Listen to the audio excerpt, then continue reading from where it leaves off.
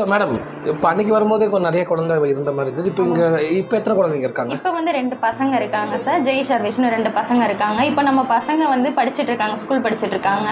இப்போ அவங்களுக்கு வந்து இப்போ அந்த விளையாட்டு பொருள் ஈவினிங் டைமில் மார்னிங் டைமில் வந்து அவங்களுக்கு விளையாட்டு பொருட்கள் அந்த மாதிரியான பொருட்கள் கொஞ்சம் தேவைகள் இருக்குது. இப்போ இந்த செஸ்ஸு, கேரம், டென்னிஸு இந்த மாதிரியான பொருட்கள் இருந்தால் அவங்களுக்கு கொஞ்சம் யூஸ்ஃபுல்லாக இருக்கும். மைண்டு கொஞ்சம் ரிலாக்ஸாக இருக்கும்.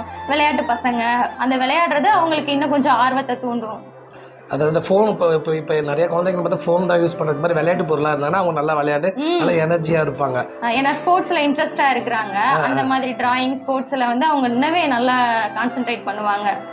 குட்டீஸ் என்ன ஸ்போர்ட்ஸ் உங்களுக்கு பிடிக்கும்? டிராயிங்கா?